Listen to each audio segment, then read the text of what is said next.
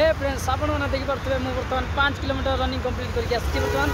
तो जाइली Delhi police academy जो मान खजुरी खास ठार रनिंग करके स्टार्ट करी के आमर 5:39 ना 4:49 स्टार्ट करते रनिंग तो ये पहुँचली आमर टोल गेट पड़ो कम से कम 5 किलोमीटर पूरा परफेक्ट 5 किलोमीटर तो बर्तमान कवर करके बर्तमान चली चली जाऊँगी बर्तमान एवं जाकि से आम कौन कहते सभापुर चौकी ता तले जाकि जूस फूस पीवा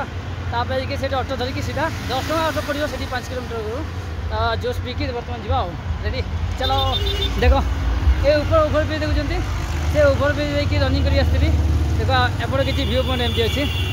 देख तो ये देखिए जा ये ऊपर देखिए आसली बर्तमान ये तल देखिए जा तले जावा आसपटे देखिए जूस पी के आसिया ये देखा जाओ जूस 10 टका पी दे ठंडा ठंडा जूस पी देकी जा फिर से ऑटो धरिकी रेडी बहुत मजा आसला कहीं पूर्व मुझे बहुत किलोमीटर रनिंग भी कर तो रनिंग कलापर मत जो 5 किलोमीटर रनिंग कली फ्री लगे पूरा एत किसी हार्ड लगे हालिया तो लगुच जब चली बर्तमान मतलब हालिया लगे